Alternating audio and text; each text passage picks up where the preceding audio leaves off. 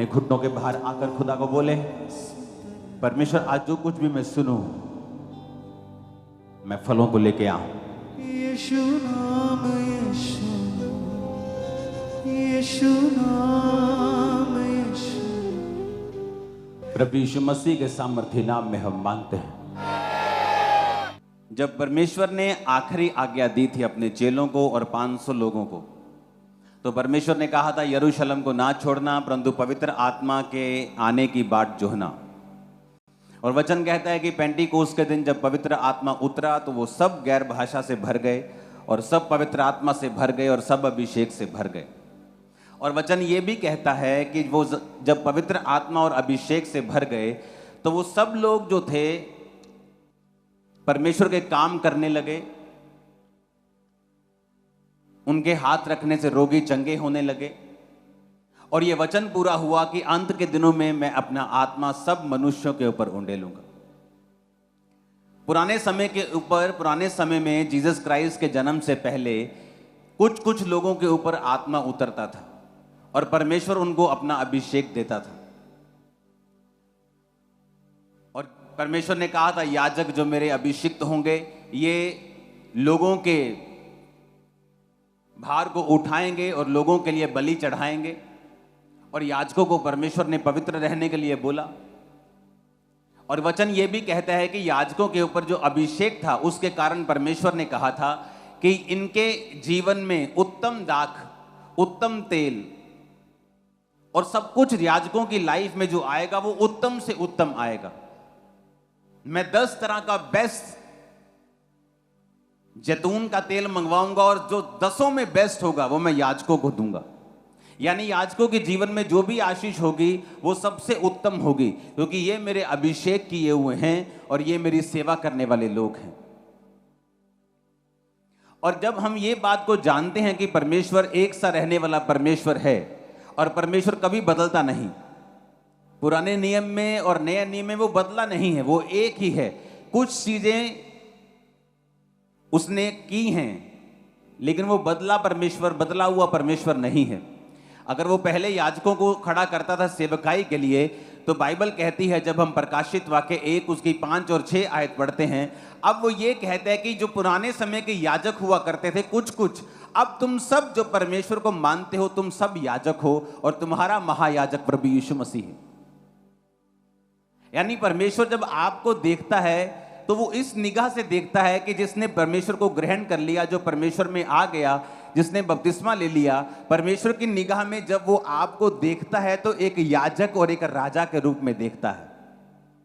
तो इसका मतलब जब याजकों को वो देखता था तो वो इस तरह से देखता था कि ये मेरे याजक हैं, इन पर मेरा अभिषेक है, अब मैं इनको उत्तम दाख, उत्तम गेहूं, उत्तम तेल, यहां तक कि जो उनकी पत्नी हुआ करती थी, उनका पार्टनर हुआ करता था, वो भी परमेश्वर बोलता था कुंवारियों में से लेना, वो पवित्रताई में से लेना, उत्तम लेना। क्यों ऐसा परमेश्वर कहते थे? क्योंकि बाइबल कहती परमेश्वर ने कहा ये मेरी सेवा करने वाले याजक हैं जिन पर मेरा अभिषेक है और मैं इनके जीवन में जो दूंगा वो सिर्फ उत्तम से उत्तम ही होगा। तो पुराने नियम के जो याजक होते थे, परमेश्वर कहता कि मैं इनको उत्तम दूंगा, जो भी इनकी लाइफ में आशीष आएगी मैं इनको बेस्ट आशीष दूंगा, दुनिया से अलग करूंगा, मैं इनके ऊपर अपना अभिषेक रखूंगा, मैं इनको सुरक्षित रखूंगा, मैं इनको बीमारियों से बचाकर रखूंगा, मैं इनको शर्मिंदगी से बचाकर रखूंगा, मैं इनको दुश्मन के हाथ में नहीं पड़ने दूंगा। क्यों? क्योंकि इस पर मेरा अभिषेक है और ये मेरा चुना हुआ याजक है और ये सेवा करने वाला है।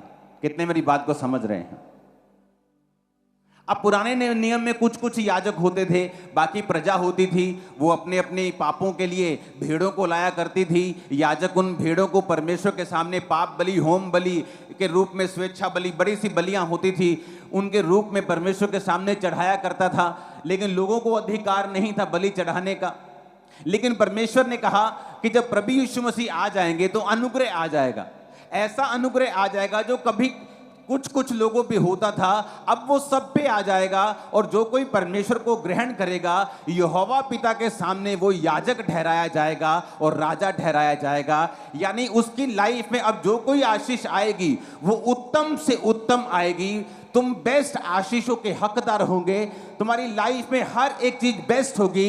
ऐसा परमेश्वर देखता है आप विश्वासियों को जब वो आपकी ओर देखता है जिसने बपतिस्मा लिया हुआ है, जो याजक है और जो परमेश्वर यीशु मसीह को अपना उद्धारकर्ता मानता है।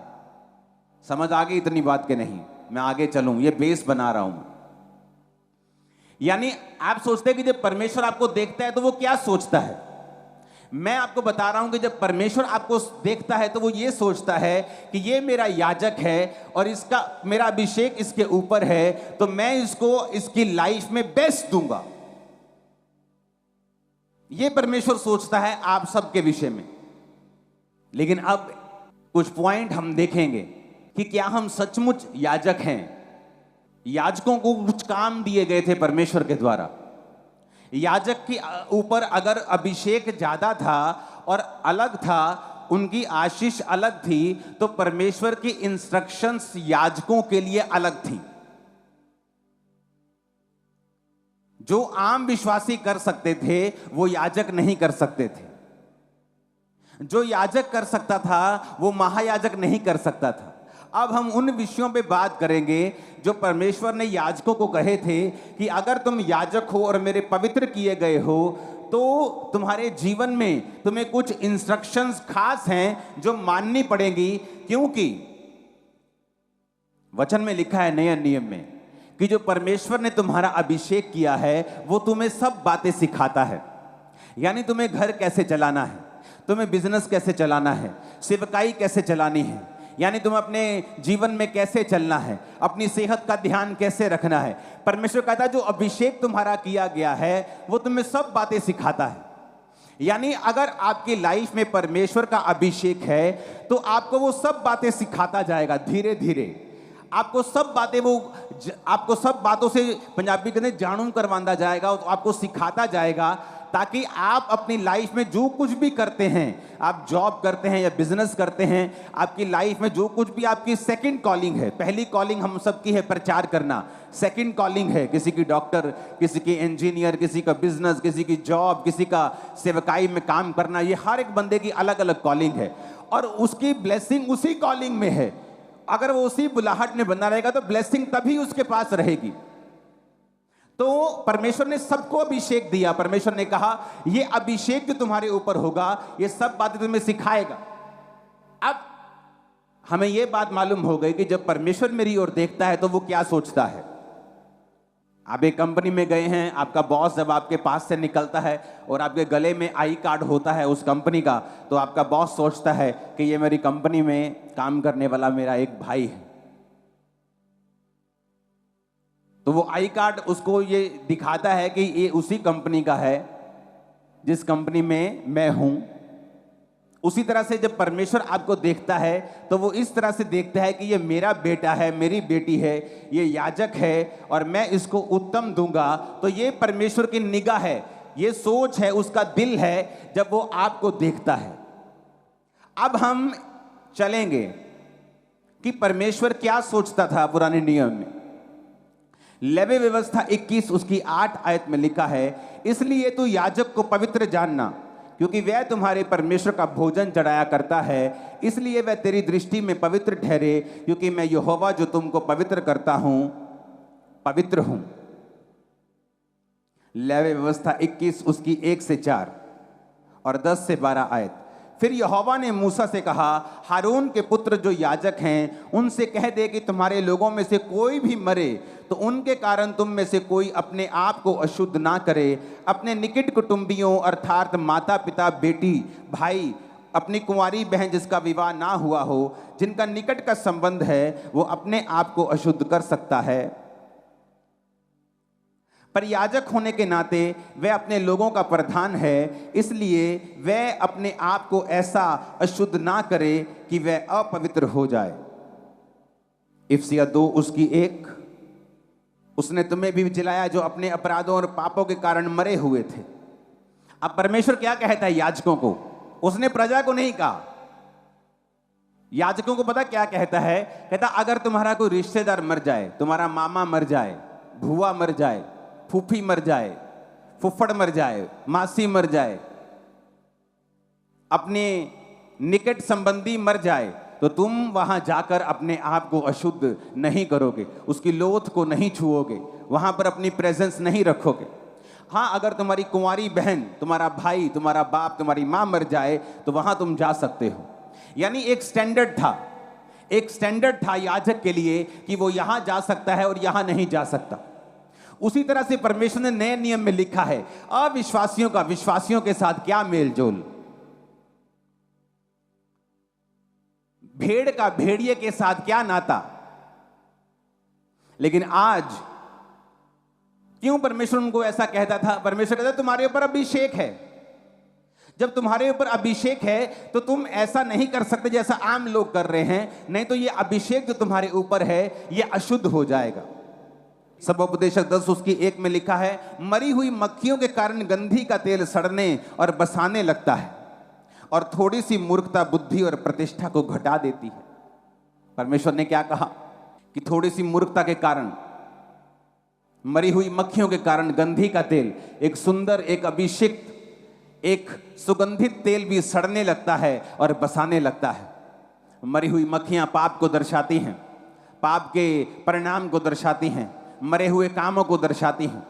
तो परमेश्वर ने कहा याजक अपने आप को अपवित्र नहीं करेंगे क्योंकि इन पर मेरा अभिषेक है। उसी अभिषेक के कारण इन पर बेस्ट आ रहा है, बेस्ट तेल, बेस्ट दाग, बेस्ट जीवन, बेस्ट सब कुछ, बेस्ट सुरक्षा, ब्लेसिंग, हीलिंग, डिलीवरेंस इन पे आ रहा है। तो परमेश्वर ने नए नियम में क्या कहा? परमेश्वर ने कहा तुम्हारा अविश्वासियों का विश्वासियों के साथ क्या मेलजोल, विश्वासियों के साथ अविश्वासियों के साथ क्या नाता, भेड़ का भेड़ियों के साथ क्या नाता। लेकिन आज अगर आपको कोई ऐसा लड़की या लड़का पसंद आ जाए जो अविश्वासी हो, आप झट उसके साथ शादी करने के लिए तैयार हो जाते हैं, ये सोच के कि कल को ये क्रिश्चियन बन जाएगा, कल को ये मसीह में आ जाएगा। क्यों? क्योंकि आपको ये पता नहीं है कि आपको अपने अभिषेक को संभाल के रखना है। अगर आप अपने अभिषेक को संभाल के नहीं रखते और उसे गंदा होने देते हैं, गंधी का तेल सड़ने और बसाने लगता है मरी हुई मक्खियों के कारण। कि जो तेल आपके अंदर है, जो अभिषेक आपके अंदर है, वो तो सुगंधित है, वो इतनी सुगंधित है कि वो सब चीज़ों को अपनी ओर खींचेगा। वो उत्तम दाग को, उत्तम जॉब को, उत्तम ब्लेसिंग को, उत्तम बिजनेस को, उत्तम चीज़ों को अपनी ओर लेके आएगा। लेकिन मरी हुई मक्खियों के कारण, कि तुम्हारे काम मरे हुए हैं, तुम्हारे पापों के कारण, तुम्हारी ब्लू फिल्में देखने के कारण, तुम्हारे ये ध्यान ना रखने के कारण कि क्या ये काम मेरे अभिषेक को खराब कर सकता है। परमेश्वर ने कहा याजकों को कि तुम्हें उत्तम तो मैं दूंगा, लेकिन तुम्हें अब वैसा नहीं करना पड़ेगा जैसे लोग कर सकते हैं। अब तुम आम लोगों में नहीं जा सकते, तुम मरे हुए लोगों में नहीं जा सकते। तो क्या हम मरे हुए लोगों में नहीं फिरते? हमें मालूम है कि मेरा एक फ्रेंड जो क्रिश्चियन है, ये आत्मा में मरा हुआ व्यक्ति है, ये पाप करने वाला व्यक्ति है, ये व्यभिचार करने वाला व्यक्ति है, शराब पीने वाला व्यक्ति है, तो भी मेरे साथ उसका संबंध मैं छोड़ता नहीं हूं। इसका मतलब क्या है? कि मुझे अपने अभिषेक की कोई भी परवाह नहीं है। पुराने नियम में परमेश्वर ने कहा था जो मरा हुआ है उसके पास मत जाना, लेकिन आज नए नियम में परमेश्वर कहता है जो आत्मिक रूप से मरा हुआ है उसका तुम्हारे साथ क्या लेना देना। पौलुस कहता जो भाई कहलवा के मूर्ति पूजा करता हो, जो भाई कहलवा के व्यभिचार करता हो, उसकी थाली में भी खाना नहीं खाना। लेकिन तुमको क्या लगता है? लेकिन तुमको भाई बंधु पूना ज्यादा अच्छा लगता है। जो व्यक्ति व्यभिचार में गिर गया, पाप कर गया, तुम्हें लगता है कि नहीं वो छोटी मोटी बात है। तुम उसके साथ अपना संबंध पूरी तरह से कायम रखते हो, अपनी दोस्ती कायम रखते हो, क्योंकि वो तुम्हारी फ्रेंड रही है, तुम्हारी दोस्त रही है। तो परमेश्वर ने कहा तुम परमेश्वर के वचन को पूरा नहीं कर रहे हो, तुम उसके वचन के प्रति सीरियस नहीं हो। पुराने नियम में तुम उस मुर्दे के प्रति नहीं जा सकते, मुर्दे के पास नहीं जा सकते। नए नियम में क्या कर सकते हो? तुम उस व्यक्ति को प्रचार कर सकते हो कि तुमने गलत किया, तुम ये पाप कर रहे हो, तुम ये गलत काम छोड़ दो। इतना ही संबंध तुम उसके साथ रख सकते हो। परमेश्वर ने कहा उसके साथ खाना नहीं खा सकते, उसके साथ संगति नहीं कर सकते, उसके साथ घूम फिर नहीं सकते, क्योंकि अविश्वासी का विश्वासी के साथ या मरे हुओं का जीवितों के साथ क्या संबंध है। लेकिन आज हमें अपने अभिषेक की परवाह नहीं है, क्योंकि हम अंधे हो चुके हैं। हमें ये मालूम नहीं कि यही वो अभिषेक है जिसके कारण परमेश्वर अपनी बरकतें देता है। आज बहुत से लोग सेवकाई में बरकत को मांगते हैं, क्यों नहीं मिलती? वही सेवकाई स्टक हुई पड़ी, अड़ी हुई। क्यों? क्योंकि अभिषेक में नहीं बढ़ते। अभिषेक में क्यों नहीं बढ़ते? अभिषेक में क्यों नहीं बढ़ते? अभिषेक में तभी बढ़ेंगे जब जेलसी छोड़ेंगे, अभिषेक में तभी बढ़ेंगे जब टांच मारना छोड़ेंगे छोटी छोटी बातों के ऊपर। वो हम छोड़ नहीं सकते, जेलसी छोड़ नहीं सकते। ये कैसे बढ़ गए, ये कल से कल के आए, अब इतना कैसे बढ़ गए। अब इतनी जेलसी होगी तो परमेश्वर अभिषेक नहीं देगा। और अगर अभिषेक नहीं होगा तो ये सारे अभिषेक वाले भाग हैं। परमेश्वर ने कहा मैं तुम्हारा अभिषेक वाला भाग तुम्हें दे दूंगा। यानी अगर तुम्हारी लाइफ के ऊपर अभिषेक है तो एक एक्स्ट्रा ब्लेसिंग है तुम्हारी लाइफ के ऊपर जो परमेश्वर तुम्हें देगा। लेकिन शैतान मूर्ख बनाता है, वो तुम्हें ऐसे भाईचारे में ले जाएगा जो तुम्हारे लिए अच्छा नहीं है। परमेश्वर ने कहा अब तुम परमेश्वर से ऊपर होना चाहते हो, ये तुम्हारी मर्जी है, क्योंकि उसका वचन कहता है कि अगर कोई भाई कहलाकर, क्रिश्चियन कहलाकर मूर्ति पूजा करता हो, शराब पीता हो, अगर कोई भाई कहलाकर गंदे काम करता हो, भाई कहलाकर व्यभिचार करता हो, जादू टोना करता हो, तो तुम्हारा उसके साथ कोई संबंध नहीं है, तुम उसके साथ खाना भी नहीं खा सकते, क्योंकि हमें अपने अभिषेक की परवाह आज नहीं है। दाऊद को 16 साल की उम्र में अभिषेक कर दिया गया, लेकिन उसे राजा नहीं बनाया गया। परमेश्वर ने कहा दाऊद ये मेरी इच्छा तो है तो मैं तुम्हें राजा बनाऊं, राजा की कुर्सी पे बिठा दूं, लेकिन अभी वो कुर्सी वाला अभिषेक तुम्हारी लाइफ के ऊपर नहीं है। तो दाऊद को वफादार रहना पड़ा। पहला अभिषेक आप पर आता जब आप तौबा करते हैं, दूसरा अभिषेक आप पर आता है जिस तरह दाऊद के ऊपर आया और वो अकेले यहूदा के गोत्र का राजा बना, उसी तरह से आपकी लाइफ का अभिषेक भी बढ़ता जाता है जब आप परमेश्वर के साथ पहले अभिषेक के बाद वफादार रहते हैं। आपका पहला अभिषेक कब होता है? जब आप बपतिस्मा लेते हैं, आप पवित्र आत्मा को पाते हैं, आपको अभिषेक मिलता है, तब आपको फिर वफादार रहना है, अपने अभिषेक को संभाल के रखना है। आप ऐसी संगतियां नहीं कर सकते जहां पर आपका अभिषेक लीक हो जाए, जहां पर आपका आत्मिक जीवन लो हो जाए। अगर आपको अपना अभिषेक संभाल के आप नहीं रखेंगे, वो नहीं बढ़ेगा। दाऊद जब 30 साल का हुआ, परमेश्वर ने उसको यहूदा गोत्र का राजा बनाया। अभी भी इजराइल का राजा नहीं बनाया, सिर्फ इजराइल के 12 गोत्रों में से एक गोत्र का राजा बनाया। क्यों? अभी तक वो अभिषेक उसकी लाइफ के ऊपर नहीं था कि उसको सारे गोत्रों के ऊपर राजा बना दिया जाए। वो 30 से जब 37 साल का हुआ तो बाइबल कहती फिर परमेश्वर ने उसे पूरे इजराइल का राजा बनाया। क्यों? परमेश्वर ने दाऊद की लाइफ में 20, 21, 22, 23 साल लगा दिए उसे राजा बनाने में, जबकि अभिषेक उसका टीन एज में ही कर दिया गया था, क्योंकि परमेश्वर ये देख रहा था कि दाऊद उसके साथ वफादार रहे और अभिषेक में बढ़े। और जब वो अभिषेक में बढ़ता जा रहा था, परमेश्वर उसकी लाइफ में ब्लेसिंग्स को, उसके राज्य को बढ़ाता जा रहा था। कितने मेरी बात को समझ रहे हैं? लेकिन आज हमें कोई परवाह नहीं है। क्या आज हमें परवाह है इस चीज की कि क्या हमारा अभिषेक हमारी संगति से खराब हो रहा है? कोई परवाह नहीं। कैसी संगति हम कर रहे हैं, कोई परवाह नहीं। हमारे दोस्त कैसे हैं, हमें कोई परवाह नहीं है। अगर आपको याजक परमेश्वर कहता है तो उसकी जिम्मेवारियां भी परमेश्वर ने रखी हैं। वो कहता है याजक को मैं बेस्ट दूंगा, तुम्हें मांगने की जरूरत नहीं। परमेश्वर कहता है मैं बेस्ट दूंगा, दाख, तेल, लाइफ, पार्टनर, एवरीथिंग तुझे बेस्ट दूंगा, किसी चीज की कमी तुम्हारी लाइफ में नहीं आने दूंगा। पर याजकों को वो क्या कहता है? कहता तुम फिर दुनिया से अलग जियोगे, जैसा तुम्हारा दोस्त जीता है तुम भी वैसा जीना चाहते हो, तो तुम्हारे ऊपर याजक का अभिषेक नहीं रहेगा। जब अभिषेक नहीं रहेगा तो वो ब्लेसिंग्स, वो सुरक्षा, वो परमेश्वर का स्पेशल फेवर भी तुम्हारी लाइफ के ऊपर नहीं रहेगा। आज तो तुम चर्च में हो, लेकिन जब यहां से चले जाओगे तब कहां जाओगे? कल तुम अपने काम में क्या करोगे?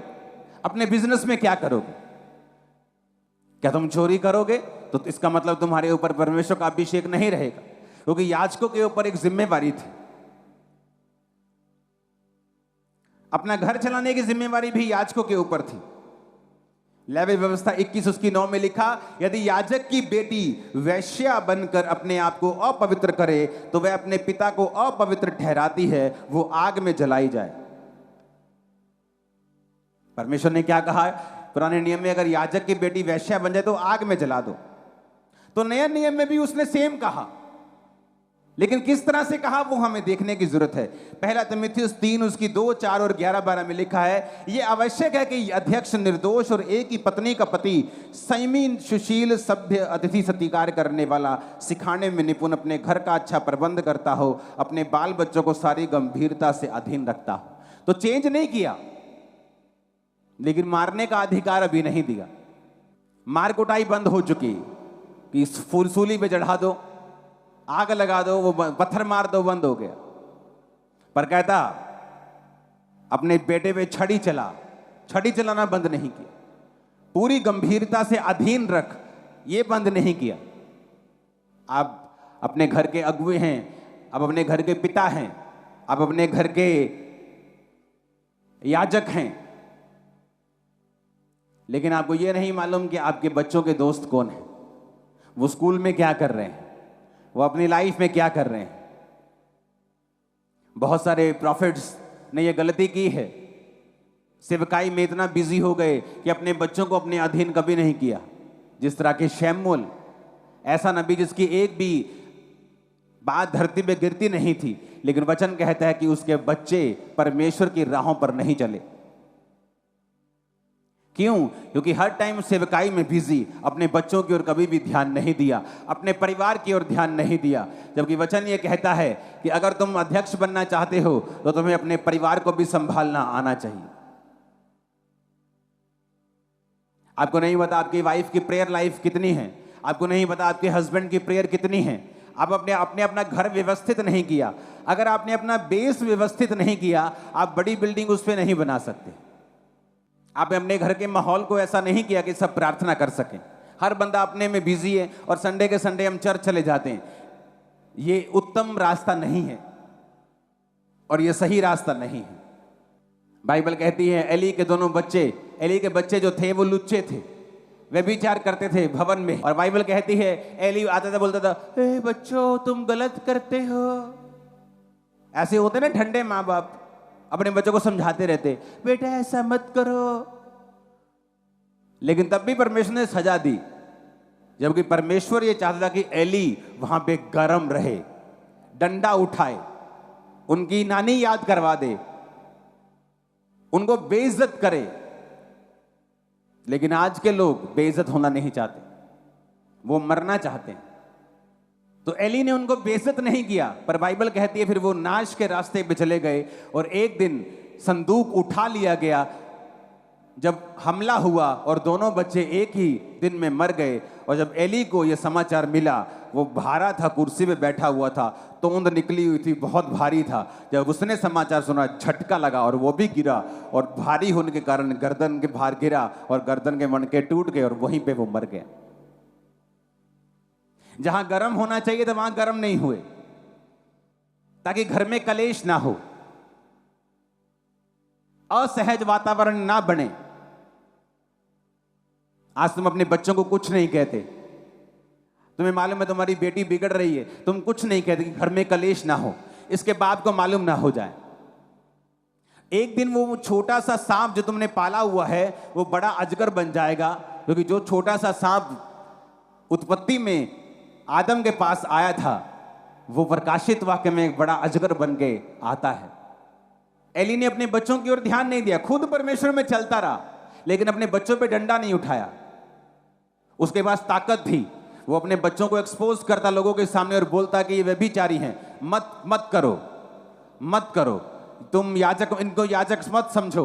ऐसे बड़े स्टेप उठाता उनके सामने, उनको शर्मिंदगी होती, फिर वो तौबा कर लेते। लेकिन मुंह से समझाता क्या? सिर्फ सिंपल, ओ बेटा डोंट डू दिस, ओ बेटा ऐसे मत करो। की करिए हो आजकल दे न्याणे मानते ही नहीं गए, और तुम उनको बड़ा कर रहे हो नाश के लिए। बहुत से सेवक नहीं उठा पाते ऐसे स्टेप्स को, और अपने बिगड़े हुए बच्चों को पुलपिट पे खड़ा करे रखते हैं। उन्हें लगता है अगर हम कुछ कहेंगे तो हमारा घर अव्यवस्थित हो जाएगा। ऐसा करते इसकी शादी करते थे, शादी तो कर दी, वो शादी के फिर 2 साल बाद बिगड़ जाएगा। क्योंकि अगर तुमने स्पिरिट को हैंडल नहीं किया, अगर तुमने आत्मा को हैंडल नहीं, पाप को हैंडल नहीं किया, तो शादी से पहले जो पाप तंग करता था, शादी के बाद भी वो तंग करेगा। क्योंकि तुम्हें काबू करना पड़ेगा पहले से ही, वो बाद में भी तंग तुम्हें नहीं करेगा।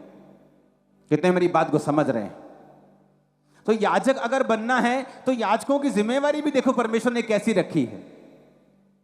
याजकों की बेटियों को पवित्र होना था, याजकों के बेटों को पवित्र होना था। याजक को जिम्मेवारी निभानी थी कि वो अपने बच्चों को, अपने बाल बच्चों को गंभीरता के साथ अधीनगी में रखे और परमेश्वर में चलाए। क्यों परमेश्वर अब्राहम से खुश था? क्यों परमेश्वर बोलता था जब 3 दूत अब्राहम के पास आए और उन्होंने खाना खाया। उनमें से 2 दूत थे और एक यहोवा परमेश्वर था। जब बाइबल कहती है वो सदोम और अमोरा की ओर चले उनको नाश करने के लिए, तो जो एक दूत यहोवा परमेश्वर था, तो वो अपने मन में सोचने लगा कि जो मैं करने वाला हूं, क्या मैं अपने दोस्त अब्राहम से छुपा के रखूं, क्योंकि ये अपने घराने को आज्ञा देगा कि मेरे बाद तुम परमेश्वर में अटल चलते रहोगे। आज्ञा देगा, कमांड करेगा, विल बनाएगा। मेरे बाद अगर मेरे बच्चे यहोवा में चलते हैं तो सारी प्रॉपर्टी के मालिक हैं, नहीं तो ये सारी प्रॉपर्टी सब में बांट दी जाए। ऐसी विल, ऐसी कमांड, ऐसी पावर अपने घराने के ऊपर कि बेटा ये सही रास्ता है, तुम्हें यहोवा में चलना है, मुड़ना रास्ता नहीं है, नहीं तो मैं तेरा बाप नहीं हूं। लेकिन नहीं, आज के विश्वासी ऐसे कदम नहीं उठा सकते और वो धीरे धीरे अपने बच्चों को नाश होता हुआ देखते हैं। पहले बिगड़ता हुआ देखते हैं, फिर नाश होता हुआ देखते हैं, फिर शैतान के हाथों में देखते हैं, फिर इस धरती के ऊपर उन्हें दुख भोगता हुआ देखते हैं, फिर परमेश्वर के सामने प्रार्थना करते, ओ परमेश्वर। फिर परमेश्वर कहता, तुझे मेरा वचन सुनाई नहीं दिया था जब मैं बोल रहा था? तुझे ये मालूम नहीं कि मैं ही वचन हूं, वचन ही मैं हूं? जब मैं वचन के जरिए तुमसे बात कर रहा था तुम्हें सुनाई नहीं दिया था? तब तुम्हें एक्शन लेना चाहिए था, स्टैंड लेना चाहिए था, फास्टिंग करनी चाहिए थी, प्रार्थना करनी चाहिए थी, प्रेम भी करना चाहिए था अपने बच्चों से अधिक, ताकि तुम उन्हें बदल सको और मुझ में ला सको। तो अगर तुम्हें याजक बनना है तो तुम्हारे ऊपर एक जिम्मेवारी भी है जो परमेश्वर दिखाता है। ऊंची आवाज में हालेलुया बोलो। अगर तुम याजक हो तो तुम वो नहीं कर सकते जो दुनिया कर सकती।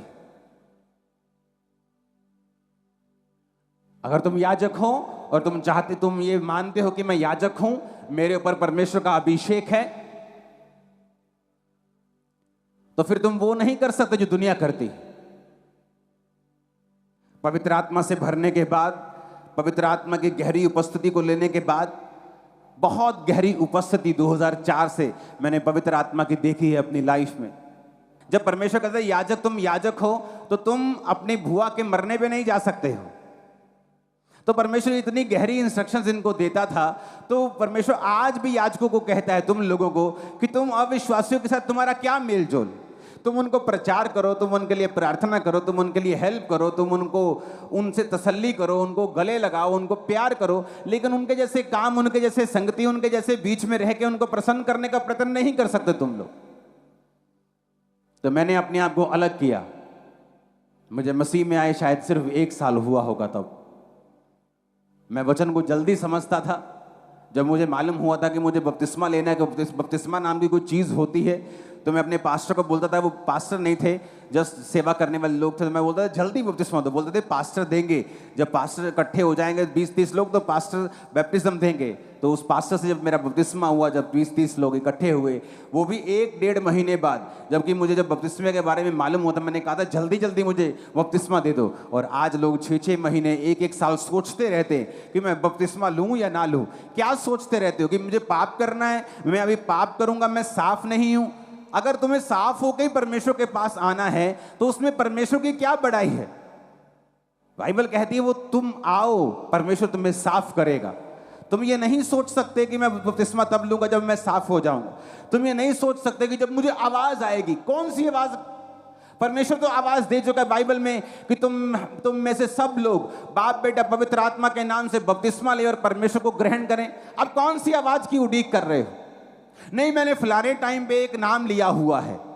बाइबल कहती है जब तुमने परमेश्वर को जान लिया, पुरानी बातें बीत गई, तुमने वो लिया कि परमेश्वर को जान सको। अब जब तुमने परमेश्वर को जान लिया कि जीसस क्राइस्ट मेरा असली, ओरिजिनल, ऑथेंटिक, सच्चा परमेश्वर है, अब यीशु मसीह के पीछे आने का टाइम हो चुका है। अब परमेश्वर को फॉलो करने का टाइम हो चुका है। आमीन। लेकिन अभी भी सोचते हैं, इसका मतलब अभी भी पाप का बीज तुम में है। अभी भी तुम सोचते हो कि मुझे पाप करना है। और अगर तुम सोच ही रहे हो कि मुझे शायद पाप करना है, तो अब इसका मतलब यह है कि तुम अभी याजक नहीं हो।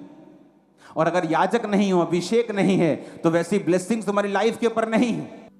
कितने आज इन वचन को समझ रहे हैं? अभिषेक के कारण जुआ नाश होगा। अभिषेक वाला भाग यानी एक्स्ट्रा भाग, कहते तुम्हारे पास एक्स्ट्रा ये कार्ड है ना, जो गोल्डन कार्ड, इसकी एक्स्ट्रा बरकतें मिलती हैं, एक्स्ट्रा प्रिविलेज मिलता है। परमेश्वर ने कहा जो अभिषेक वाला भाग होगा यानी एक्स्ट्रा, मैं तुम्हें वो दूंगा, एक्स्ट्रा दूंगा लोगों से, क्योंकि तुम्हारा अभिषेक वाला भाग है। और वचन कहता है कि मरी हुई मक्खियों के कारण गंधी का तेल सड़ने और बसाने लगता है। पाप के कारण तुम्हारा अभिषेक जो है वो खत्म होने लगता है, कम होने लगता है। गलत संगति के कारण तुम्हारा अभिषेक कम होने लगता है। परमेश्वर ने कहा याजकों को कि तुम सबके साथ शादी नहीं कर सकते हो,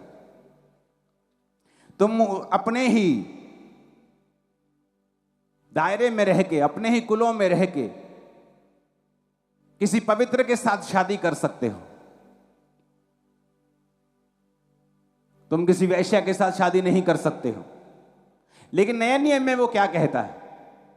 चाहे तुम पापी हो, तुम्हारे पाप माफ हो गए। अब नए नियम में वो क्या कहता है कि तुम किसी अविश्वासी के साथ शादी नहीं कर सकते। लेकिन आज कितने विश्वासी हैं जो अविश्वासियों के साथ शादी करना चाहते हैं। बात ये नहीं कि वो अच्छा है या वो भला है, बात ये नहीं कि वो आज आपका फियांसे कह रहा है कि मैं चर्च में चला जाया करूंगा, मुझे कोई प्रॉब्लम नहीं। आज वो कह रहा है मैं चर्च में चला जाऊंगा, कल वो कहेगा मैं चर्च में आज नहीं जाऊंगा, जादू कर ले जो करना है। तो क्या होगा?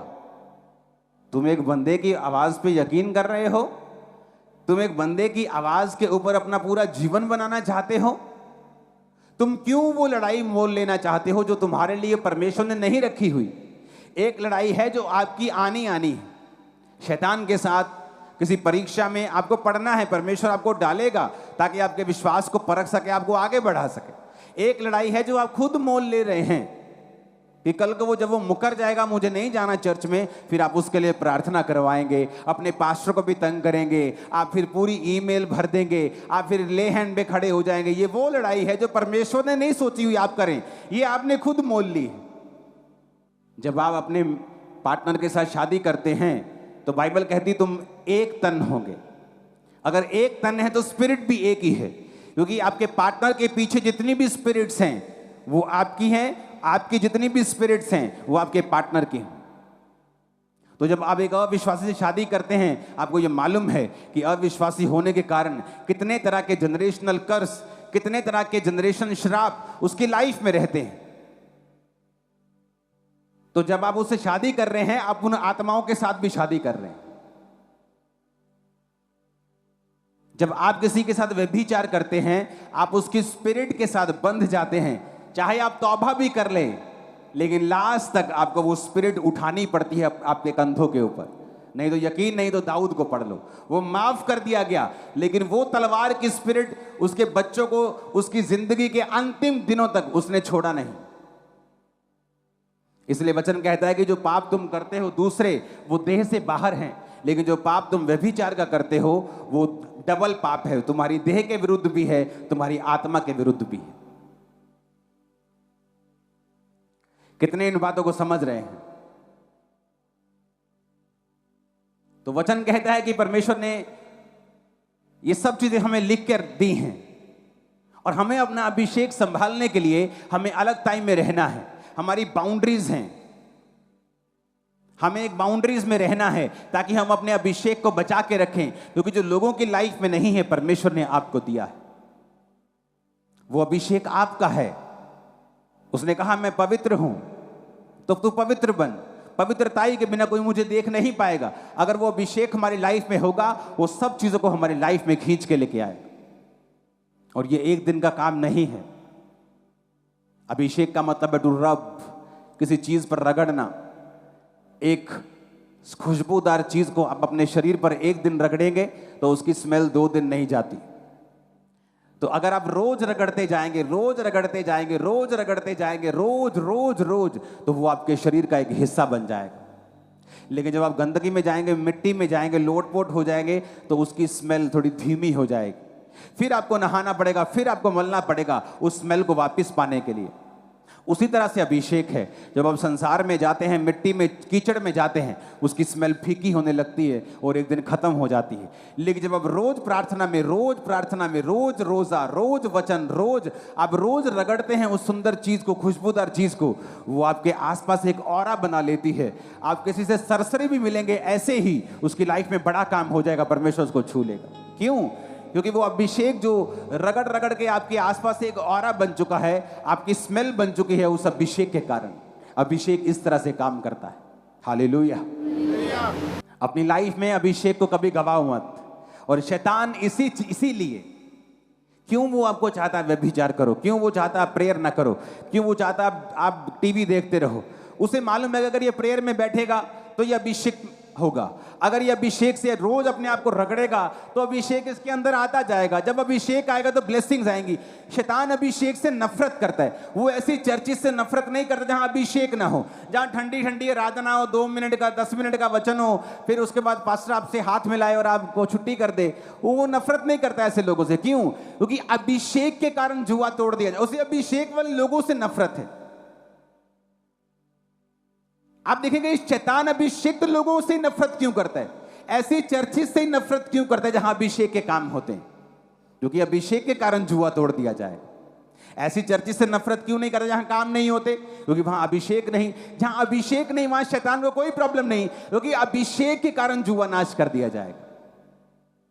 अब आने वाले समय में देखोगे शैतान किस तरह से अभिषिक्त लोगों पर अटैक करता है। प्रभु ने मुझे आज नहीं, कितने महीने पहले बताया था। आज एआई का जमाना है। आप देखेंगे पास्टर की शक्ल को किसी गंदे लोगों की शक्ल में लगाकर अलग अलग तरह के वीडियोस लोग जारी करेंगे। देखो पास्टर क्या कर रहा है, देखो बॉम्बे का पास्टर क्या कर रहा है, जबकि वो असल वीडियो नहीं होगी, वो गंदी वीडियो कंप्यूटर के द्वारा बनाई गई होगी। उसके हाथ में सिगरेट पकड़े, कंप्यूटर बनाएगा। पास्टर्स पे अटैक क्यों कर रहा है शैतान? क्योंकि उसको पता है कि ये अभिषिक्त हैं। वो अभिषेक वाले लोगों पे अटैक क्यों करता है? उसे मालूम है अगर शैतान मुझ पे अटैक करता है तो वो मुझे पे अटैक नहीं कर रहा, वो आप पे अटैक कर रहा है, क्योंकि ये अभिषेक आपको छुड़ा रहा है। कितने मेरी बात को समझ रहे हैं? वो अभिषेक चर्चों के ऊपर ही क्यों बोलता है? उसे अभिषेक चर्चों से क्यों प्रॉब्लम है? क्योंकि अभिषेक के कारण तेरा हर जुआ तोड़ दिया जाए। और सबसे अधिक क्या संभालना है? अभिषेक को। क्यों नहीं जाना इधर उधर? अभिषेक के कारण। क्यों नहीं गलत संगति में पड़ना? अभिषेक के कारण। क्योंकि अगर अभिषेक लाइफ से उड़ गया, वो धीमा पड़ गया, मध्यम पड़ गया और फिर गायब हो गया, तो शैतान के लिए आप जस्ट एक ऑब्जेक्ट हैं। जैसे दूसरे लोग हैं वैसे ही आप हैं। आपका नाम, आपका बाप चाहे बिशप क्यों ना हो, उसे कोई फर्क नहीं पड़ता।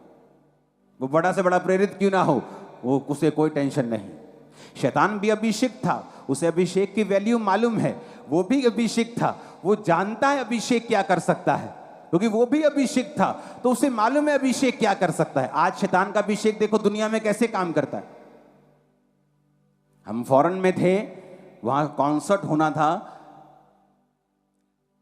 जो शारीरिक गानों वाला कॉन्सर्ट, तो वहां गोरों की लाइन लगी पड़ी थी। गोरे लाइन में बड़े लगते हैं, बड़े खुश रहते हैं, पता नहीं क्या चक्कर, और बड़े पेशेंस रहते हैं। इंडियन तो लाइन तोड़ने की बड़ी कोशिश करते हैं, लाइन टूट जाए, हम आगे कोई फोन कर दे, वो नहीं ऐसा करते, वो आराम से खड़े रहते। लंबी लाइन लगी, आधा किलोमीटर लंबी, स्टेडियम के बाहर लाइन, आराम से खड़े हैं एक कॉन्सर्ट में जाने के लिए। चर्चेस खाली। क्यों? क्योंकि जब चर्चेस से अभिषेक खत्म होता गया, शैतान का अभिषेक खत्म नहीं किया शैतान ने। आज भी आप शैतानी को गाना लगाओ, आपको अभिषेक फील होगा। और बुढ़ी माई जिसके गोडे दर्द करते हैं ना, जब वो कहती मैं गीत लगा ही मेरा दिल करे मैं नचा, वो क्या है? अभिषेक। क्या है वो? किसका? शैतान का भी अभिषेक है, उसने गवाया नहीं है। शैतान गिराया गया है, अभिषेक उससे छीना नहीं परमेश्वर ने। तो फॉरेन में क्या हुआ? चर्चिस में से अभिषेक खत्म होता गया तो लोग खत्म होते गए। नहीं तो फॉरेन में क्या होता था कि हर गली के बाहर एक चर्च थी, और अभिषिक्त लोग, जो पौलुस की जनरेशन के सिखाए हुए लोग आगे बढ़ते थे, अभिषेक से बढ़ते थे, और दुनिया पे राज किया उन लोगों ने। धीरे धीरे अभिषेक खत्म होता गया, दुनियावी चीजें बढ़ती गई। ओ ह्यूमैनिटी ह्यूमैनिटी करते गए। ये यूरोप वाले, ये जो अमेरिका वाले ये लोग जो आज ह्यूमैनिटी ह्यूमैनिटी कर रहे हैं, एक दिन इन पर अन्य जाति, मैं उस कौम का नाम नहीं लूंगा, आप समझ जाना, कब्जा कर लेंगे। और जब 30% हो जाएंगे, इनके नाक में दम कर देंगे, ये सारे अंग्रेज घुटनों पे आ जाएंगे और यहोवा के सामने भीख मांगेंगे, और तब परमेश्वर उन जगहों पे काम करना शुरू करेगा। याद रखना, जो काम यहां हो रहा है, चाइना में हो रहा है, इंडोनेशिया में हो रहा है, एशिया में हो रहा है, कोरिया में हो रहा है, हो चुका है वहां पे, वो काम फिर वहां पे होगा, फिर से दोबारा होगा। जो काम 1000 ईस्वी में हुआ, जो पौलुस के जमाने में हुआ, जो पहली सदी में हुआ, वो फिर से शुरू होगा। जब अभिषेक कम हुआ, चर्चिस में से लोग कम हुए, क्योंकि जब अभिषेक नहीं है तो आप लोगों को खींच नहीं सकते। अगर आपके पास अभिषेक, आपको लोगों को मिलने की जरूरत नहीं। अभिषेक छुड़ाएगा लोगों को, लेके आएगा लोगों को। कितने मेरी बात को समझ रहे हैं? लिखा, अभिषेक के कारण तेरा हर जुआ नाश कर दिया जाएगा।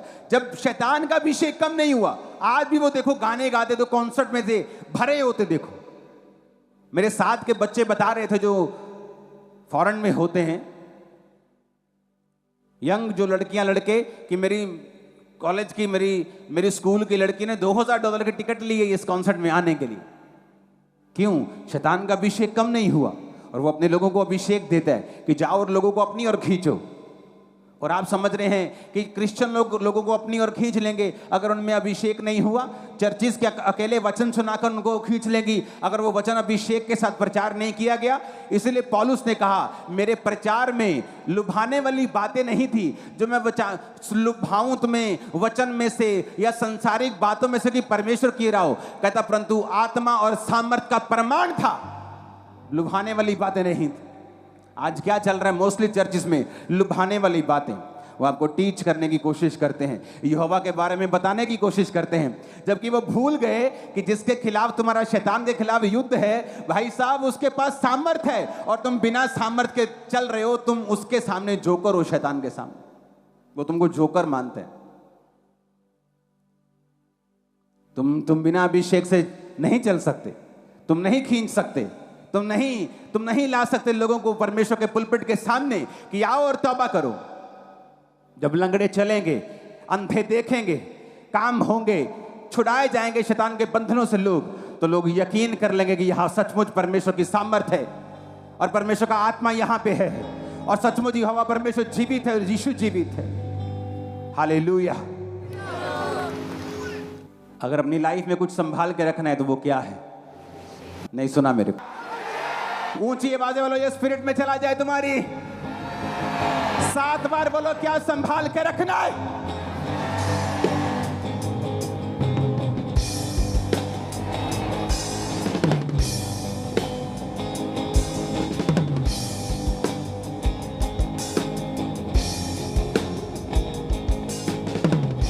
हालेलुया। ऊंची आवाज में हालेलुया बोलो और शैतान गिर जाएगा तुम्हारे घरों से। क्या संभाल के रखना है? तो वो पूरी कोशिश करेगा शैतान कि तुम पर से सिर्फ अभिषेक चला जाए, उसके बाद बोलेगा मैं तुम्हें संभाल सकता हूं, क्योंकि उसका अभिषेक गया नहीं है। और उसे बताइए क्या कर सकता है, तो वो कोशिश करता है कि तुम उस काम को करो जो वचन के खिलाफ है, तुम्हारा अभिषेक कम हो और एक दिन खत्म। क्योंकि शैतान के खिलाफ तुम एक जोकर हो अगर तुम्हारी लाइफ में अभिषेक नहीं। चाहे तुम्हें बाइबल सिर के पैरों से लेके, उत्पत्ति से लेके प्रकाशित वाक्य के अंत तक आती हो, तुम बाइबल के टीचर हो, तुम्हें एक एक लाइन पता हो, और तुम्हारे ऊपर अगर अभिषेक नहीं, तुम जोकर हो। शैतान तुम्हें कुछ नहीं समझता। अभिषेक होगा तो बरकत होगी, सुरक्षा होगी, शर्मिंदगी नहीं होगी। जो प्रार्थना नहीं करते अभिषेक नहीं ले सकते। जिनकी 2.5-3 घंटे से कम प्रेयर है, अभिषेक कभी नहीं ले सकते। फास्टिंग नहीं करते, संगति रेगुलर नहीं करते। हाँ, किराया नहीं होता जी, एक संडे आ जाते, एक संडे नहीं आते। तुम रोटी 2 टाइम खाते हो ना रोज? हाँ जी रोज 3 टाइम जी, सवेरे भी ऐसी खा के जाइदा करो। अगर तुम रोटी 3 टाइम खाते हो, तुम्हें हर संडे चर्च आना जरूरी है। अगर तुम 2 टाइम खाते हो तब भी आना जरूरी है। 1 टाइम खाते हो तब भी आना जरूरी है। इससे कम खाते हो फिर मत आना, क्योंकि इससे कम तुम खाते नहीं। आत्मिक जिंदगी के लिए, संगति के लिए हमारी वैल्यू कम हो गई, अभिषेक कम हो गया। अभिषेक कम हो गया, शैतान अटैक करना शुरू कर दिया। हमें स्पिरिचुअल चीजों की वैल्यू नहीं पता, इसीलिए क्वेश्चंस हमारी लाइफ में रहते हैं। ऐसा क्यों हो रहा है, ऐसा क्यों है, मेरी लाइफ में बरकत में टाइम क्यों लग रहा है, ये क्वेश्चंस इसीलिए। हालेलुया। सबको जय मसीह की। ये आपको वीडियो कैसी लगी कमेंट करके ज़रूर बताएं, और ऐसी और वीडियो देखने के लिए लाइक करें, सब्सक्राइबर करें और शेयर भी ज़रूर कर दें कि और रूहें भी बचाए जाएं।